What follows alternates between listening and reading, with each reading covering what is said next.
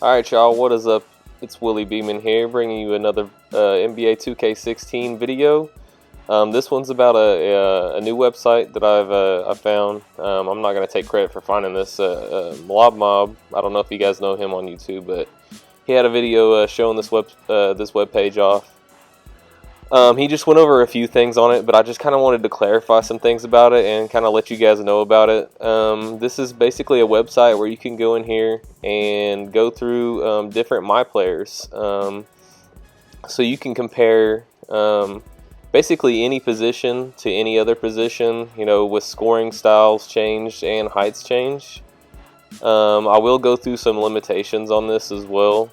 But just kind of to start out, you got all your positions here. So what I'm going to do is I'm going to show you centers, just kind of to start out, inside versus outside scoring centers, since I just had a video about this. So basically we're going to keep everything the same except for the scoring style. So as you look through these, this is going to be basically the maximum that an attribute can be on this style player. So if you max your guy out to a 99 overall, there is going to have to be one of the 6 different categories that you have to leave at 0 attributes. Well, this doesn't really take that into account. It's going to give you the maximum for every attribute. So like, let's say I make an inside style scoring center, but I don't put up any of his jump shooter. Like, I max out everything except for that. Well, my moving shot close isn't going to be a 94. It's going to be much lower than that. So this is basically if you maxed out your shooting attribute bar as an inside scorer, inside scoring center, it would max out at 94. Same over here, outside scoring center. If you maxed it out, it'd be an 80 moving shot close.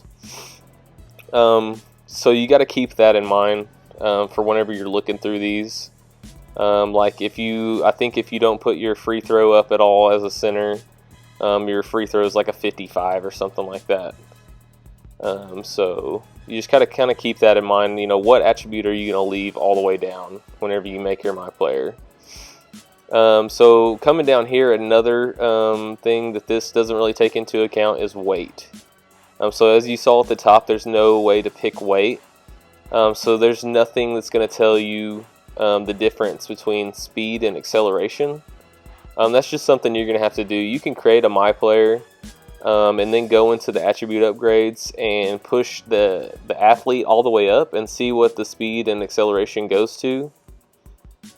Just to kind of see, you know, what kind of difference there would be. You don't have to actually put VC into the MyPlayer. You can make like 8 MyPlayers in a row, but not actually spend VC on them. You just, you know, put the athlete all the way up on the bar. Don't purchase it, but you can still see what your maximum would be. So those aren't going to really give you any kind of detail on that. I think weight is also involved in the strength category. So I'm just going to go through some reasons why I think inside and outside centers are fairly equal in terms of you know, what they do, their skill. You can be really good at either one of these, and they both have great benefits in some areas and drawbacks in others, because these are really specialized, I guess, positions.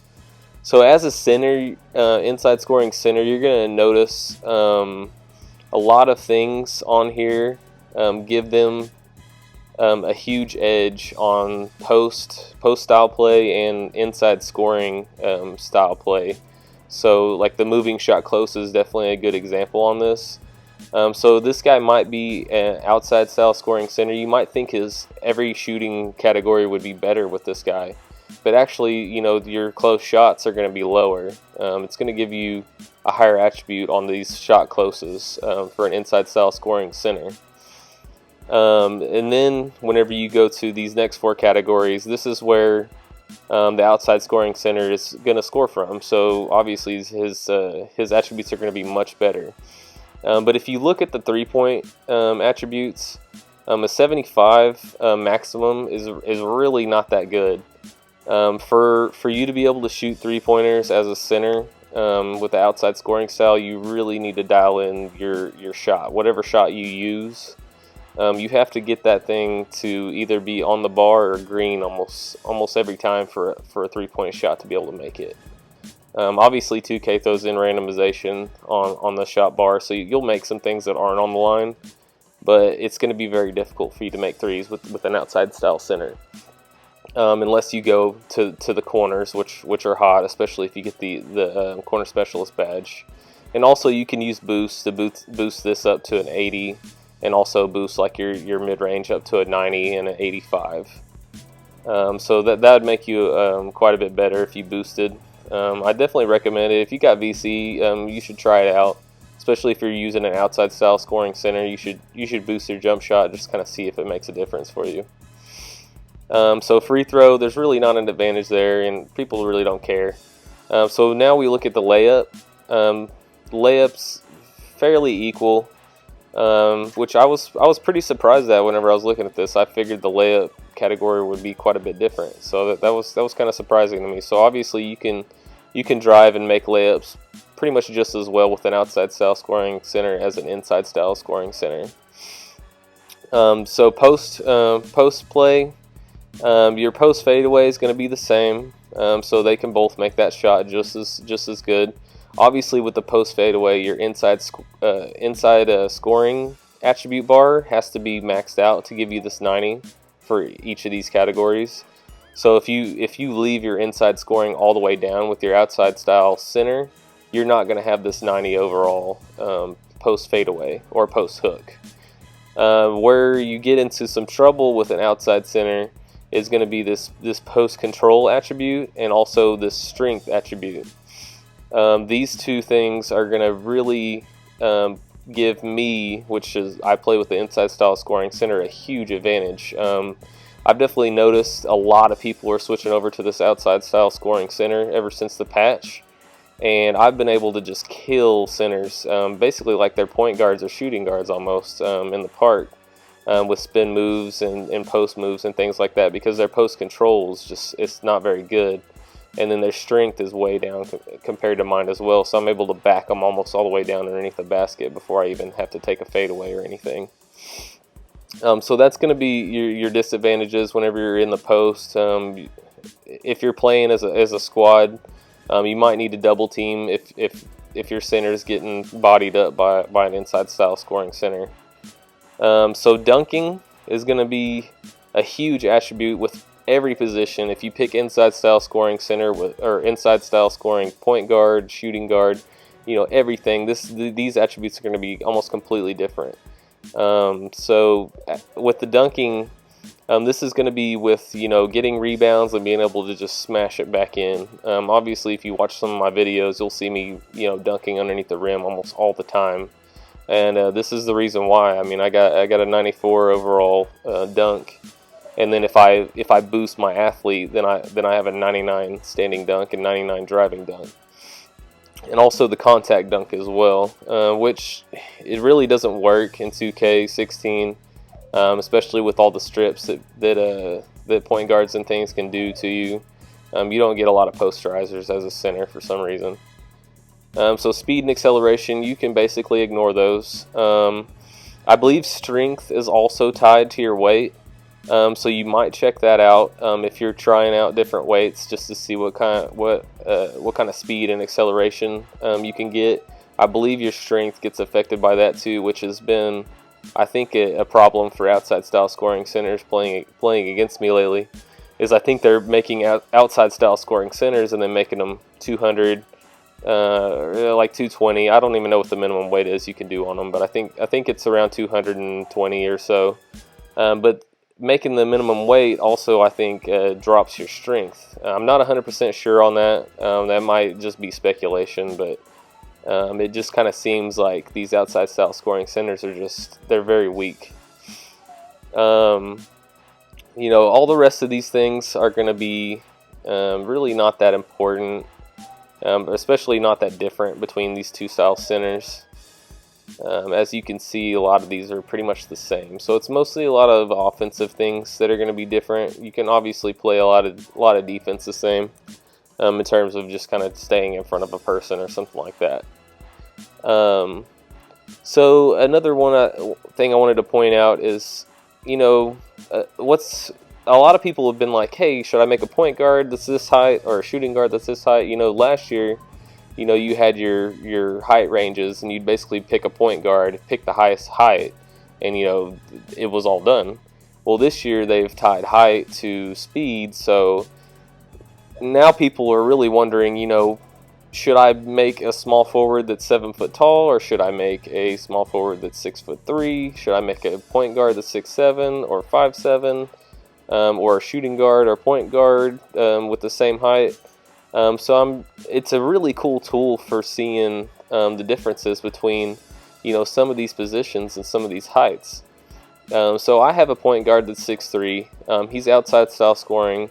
So I'm gonna check and see what if I made a shooting guard that was outside scoring and he was 6'3".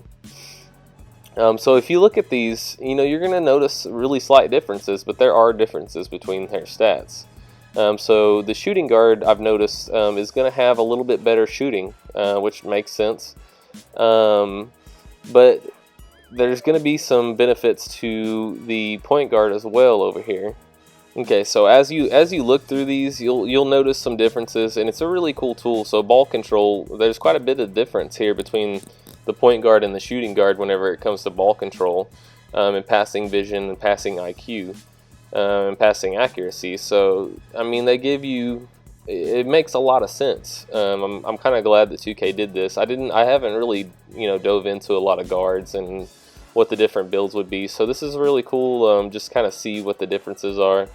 Obviously, you get a little bit of a rebounding difference here for shooting guards as opposed to point guards, which isn't really realistic in terms of the real NBA. I mean, there's point guards that can rebound just as good as shooting guards that are the same height. So I don't really know what that's all about, but you got pass perception, lateral quickness here. There's just like some crazy weird differences that I didn't know about. So this is a really cool website to just kind of check out some of those things. One thing I would definitely pay attention to is this speed and acceleration category.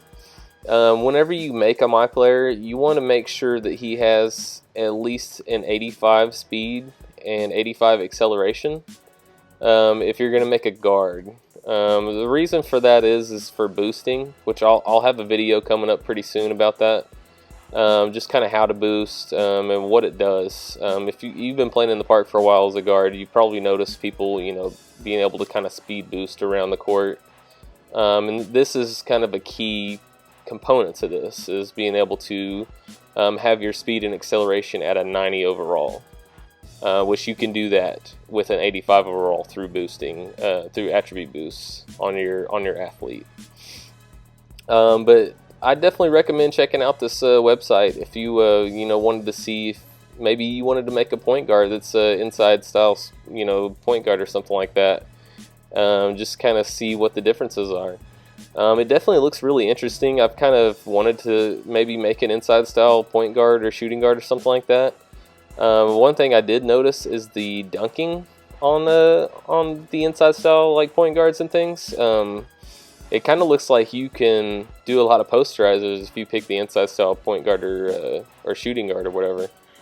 So that might be something to keep in mind if you wanted to maybe get some more posterizers or something like that. I mean, look at this driving dunk and contact dunk.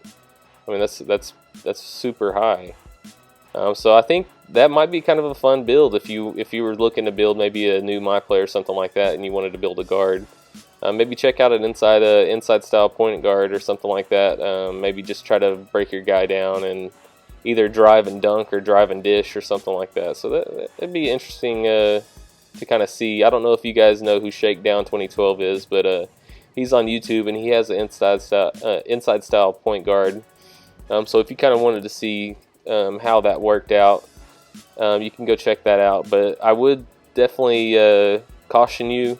These shooting attributes here are very low. Whenever we were doing the outside style center, that center's actually got a better 3-point shot than the inside style point guard. So it really hurts your shooting attributes. But there are a lot of things that benefit in terms of some of your inside style play or whatever, if you wanted to kind of maybe get some more posterizers or something like that. But that's pretty much all I had. Go check out the website, and if you have any questions, or if you guys wanted to maybe start a discussion on what kind of positions are better in the comments, comment below. And if you want to see more 2K videos, hit that sub button. And this is Willie Beeman, and I'm out. Thanks.